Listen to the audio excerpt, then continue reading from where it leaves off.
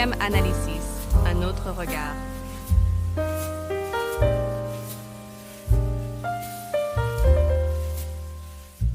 Chers amis de JM Analysis, nous allons aujourd'hui parler de l'idée de la culture développée par Edward Hall, qui est un anthropologue américain très peu lu en France, quand bien même ses œuvres seraient traduites depuis fort longtemps. Hall est un anthropologue, c'est-à-dire qu'il n'est ni un philosophe, ni à proprement parler un scientifique, mais il formule des hypothèses, on va dire dans le champ social.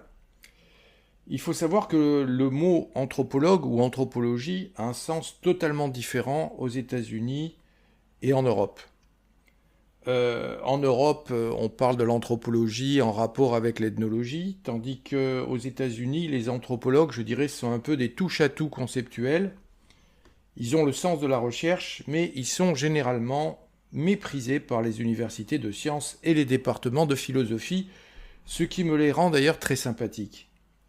Je prendrai un exemple d'anthropologue, c'est René Girard, qui a fait sa carrière aux États-Unis en tant qu'anthropologue, n'ayant aucun succès dans l'Hexagone, auprès de la coterie des Sorbonnards et de nos universitaires aussi diplômés qu'arrogants. Aux États-Unis, l'anthropologie est un véritable laboratoire d'idées, et l'on peut dire que Edward Hall est l'un des plus illustres représentants de l'anthropologie. Mais si l'anthropologie formule des hypothèses, comme je l'ai dit, à propos de l'homme, puisque homme se dit en grec anthropos, quelle est l'hypothèse de Edward Hall ?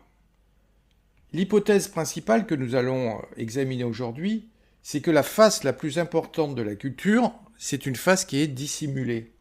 L'idée de Hall, si vous voulez, va s'appuyer sur une notion de culture au sens large. En effet, si je vous demande ce que vous entendez par culture, j'essaie d'écouter votre réponse, et je suis sûr que vous allez me répondre quoi ? Que la culture, c'est la langue que je parle, la religion que je pratique, les mœurs que je mets en œuvre, ma façon de me vêtir, de manger, etc. Or, Edward Hall considère qu'une telle définition de la culture est insuffisante, parce que nous échappe en fait une dimension fascinante de la culture, qui est une dimension invisible, une dimension inconsciente. Pour reprendre un petit peu la métaphore de Freud, de Sigmund Freud, la culture, on peut dire qu'elle est comparable pour Hall à un iceberg. Et la face invisible, inconsciente de la culture est déterminante. Elle est beaucoup plus importante que ce que nous pouvons en fait imaginer. Alors pour quelle raison Edward Hall s'est-il intéressé à la notion de culture ? En fait, Hall s'intéresse plutôt aux cultures avec un pluriel, aux cultures avec un S si vous voulez, et surtout aux échanges culturels. Il a travaillé pour de nombreuses agences fédérales américaines, un peu l'équivalent si vous voulez du ministère des Relations extérieures, et dans ses conférences universitaires, Edward Hall parle des échanges culturels que nous ignorons généralement, sauf lorsqu'on prend l'avion et qu'on se transforme en touriste d'un jour. De facto, les échanges culturels intéressent au plus haut point, en fait, les universités qui travaillaient main dans la main avec des institutions éducatives à travers le monde, mais également la diplomatie, l'armée qui a des programmes de formation avec des armées étrangères, les entreprises qui emploient de la main-d'œuvre étrangère, etc. Bref, l'interculturel, on peut dire, il est un peu partout. Mais nous ne le voyons pas. Et Hall va constater à de nombreuses reprises que les échanges que nous avons avec des étrangers se passent mal. Pourquoi ? Malgré d'ailleurs le bon niveau de formation linguistique des étudiants, des acteurs, etc. Par exemple, un étudiant japonais peut très très bien savoir l'anglais, mais se sentir mal ou en difficulté aux États-Unis, ou inversement. Donc la thèse ou l'hypothèse de Hall, c'est que quand vous parlez à un étranger, nous ne faisons pas qu'employer des mots. Nous employons également ce qu'il appelle un langage silencieux et une dimension cachée, pour reprendre deux de ses plus célèbres ouvrages. Écoutons donc ce que dit Hall à propos de la culture et du fait d'être en contact avec des étrangers. J'ai surtout parlé, jusqu'ici, des problèmes que rencontre l'anthropologue qui tente de familiariser les autres avec les relations qu'ils auront chez des étrangers. J'ai également insisté sur le fait que les Américains employés à l'étranger doivent systématiquement apprendre à connaître les cultures locales. Le lecteur moyen, celui qui n'a jamais vécu à l'étranger et s'intéresse très vaguement au travail des diplomates et des techniciens du ministère des Affaires étrangères, peut se demander « Qu'ai-je à voir là-dedans ?» Cette question touche au but principal de cet ouvrage, qui est de prouver à quel point la culture conditionne le comportement. La culture n'est pas une idée exotique pour laquelle se passionne une petite chapelle de spécialistes au fin fond des mers du Sud. C'est un moule qui nous modèle tous. La culture conditionne notre vie quotidienne, de manière parfois inattendue. Mais si nous acceptons l'hypothèse de Hall, à savoir que le culturel est beaucoup plus large et signifiant que ce qui est purement linguistique, alors il nous faut déterminer les paramètres qui font de nous des êtres culturels. S'il n'y a pas que les mots qui permettent la communication, quels sont les autres éléments qui font partie de ce qu'on appelle un peu rapidement le langage non verbal ? Je donnerai ici 2 exemples, simplement parmi les centaines d'occurrences étudiées par Hall. Le premier exemple, c'est un exemple qui me tient à cœur, c'est celui de l'entretien professionnel. Et le deuxième exemple, c'est celui tout simplement du voisinage. Parce que nous savons tous, en fait, ce qu'est un entretien, et nous avons tous des voisins. Alors commençons, si vous voulez bien, par l'entretien professionnel. Hall va partir en bon anthropologue d'un exemple précis. Vous êtes convoqué dans le bureau de votre chef ou de votre manager pour avoir un entretien professionnel. Ce qui a dû vous arriver, ce qui m'est arrivé maintes fois. L'erreur, c'est de croire, dit Hall, que tout va être dit lors de l'entretien avec les mots que va employer votre manager ou votre leader. En fait, c'est une erreur. L'idée de Hall, c'est de s'intéresser à ce qu'il appelle en anglais le silent language, le langage silencieux, qui entoure le message linguistique qui va se produire durant votre entretien. Outre les mots que votre chef ou votre DRH va employer pour vous dire que vous êtes augmenté ou que vous êtes licencié, qu'on s'intéresse à vous ou qu'on vous met de côté, il va communiquer avec vous avec 2 paramètres que nous négligeons trop souvent, et ces 2 paramètres sont le temps et l'espace. En fait, l'idée de Hall, c'est que nous communiquons avec les autres, non seulement à l'aide des mots, mais aussi avec des postures qui sont spatiales et temporelles. Voyons un petit peu comment cela se produit dans un entretien. Tout d'abord, le temps. Bon, que faites-vous avant un entretien ? Eh bien, vous attendez dans le couloir. J'ai envie de dire, vous attendez sagement.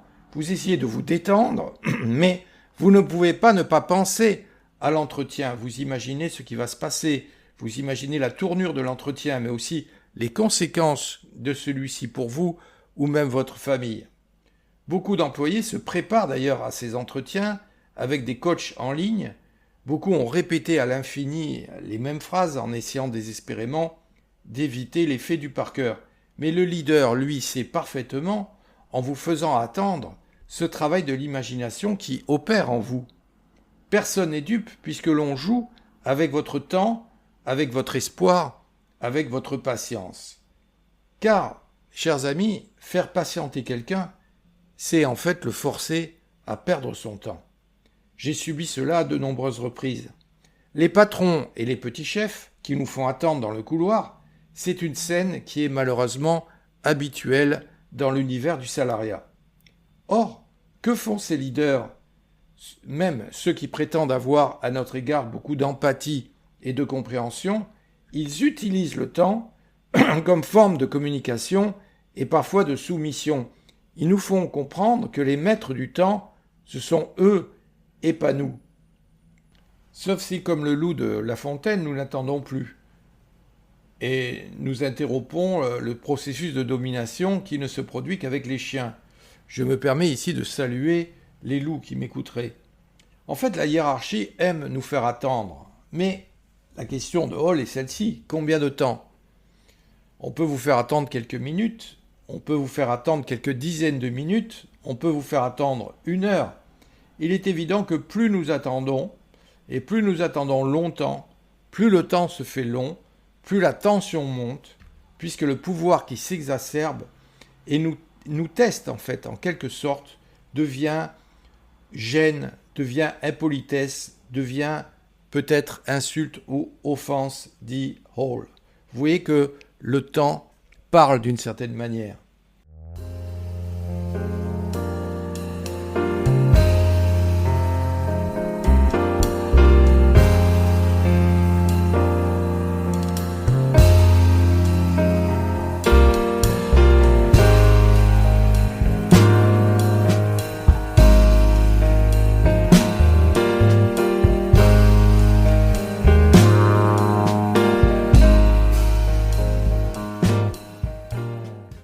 Mais une fois rentré dans le bureau de l'homme de pouvoir, cet homme de pouvoir, ce leader, ce manager, ce patron, ce boss, va communiquer avec un autre paramètre, dit Hall, qui est l'espace. En effet, Hall va écrire dans ses ouvrages un chapitre qui s'intitule Space Speaks, ce qui veut dire l'espace parle.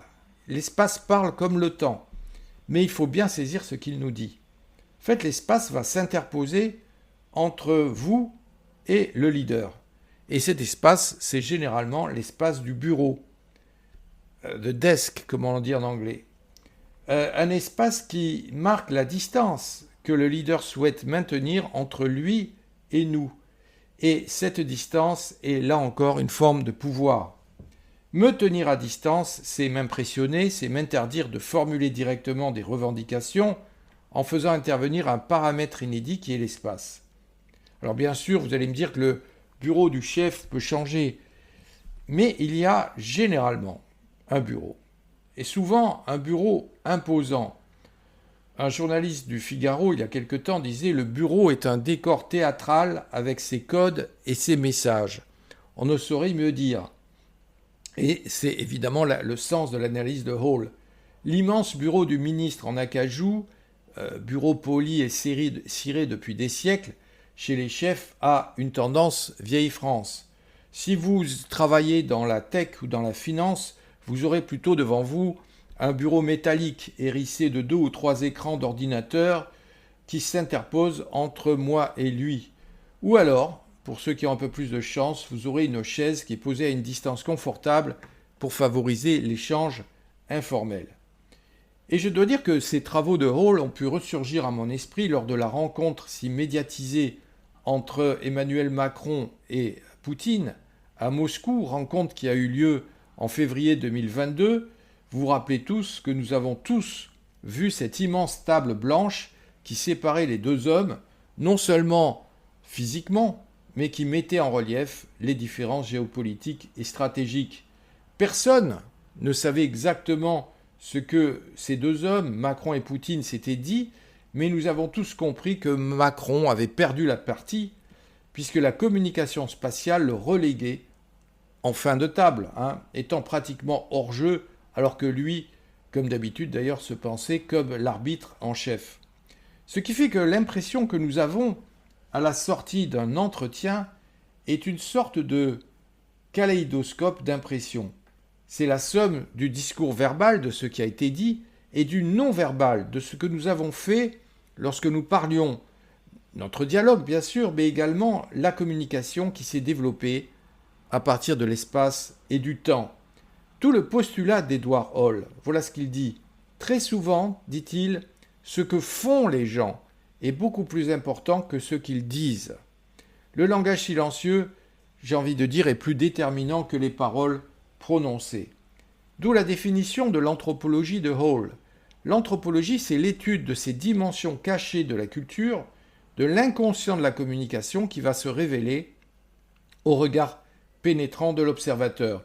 D'ailleurs, Hall aime bien à se comparer à Sherlock Holmes, le héros de Conan Doyle, Sherlock Holmes qui, à partir d'un détail, éclairait les racines d'un comportement humain, et Hall est, on peut le dire, sans doute, le Sherlock Holmes de la culture. Alors le second exemple que nous allons prendre, c'est celui des rapports de voisinage. C'est un exemple intéressant parce qu'il nous montre justement la deuxième idée de Hall, c'est que non seulement l'espace et le temps jouent dans la culture, mais que nos perceptions du temps et de l'espace, c'est-à-dire des dimensions cachées de la culture, dépendent également des cultures elles-mêmes. C'est-à-dire qu'un Japonais, un Européen, un Arabe, un Esquimau n'auront pas les mêmes perceptions du temps ou de l'espace. Et un exemple parmi tant d'autres choisi par Hall est celui du voisin et des rapports de voisinage. L'hypothèse soutenue par Hall est que notre représentation du voisin n'est pas du tout la même aux États-Unis et en France. Bon, tout d'abord, définissons ce qu'est un voisin. Un voisin, tout d'abord, c'est celui qui n'habite pas chez nous. Nous n'avons pas avec un voisin un rapport de familiarité que nous avons avec notre famille, avec nos proches. Après tout, j'ai envie de dire, ce n'est qu'un voisin. Donc le voisin, c'est un étranger, mais en même temps, le voisin, c'est celui d'à côté, c'est celui d'en face, celui que on entend bricoler le week-end ou chanter. Donc ce qui définit le voisin, c'est l'espace, celui qui est proche de nous sans être de chez nous, en quelque sorte. Or, Hall, dans ses remarques toujours très justes, observe les différences qui peuvent exister entre les rapports de voisinage qui existent entre Américains et entre Français.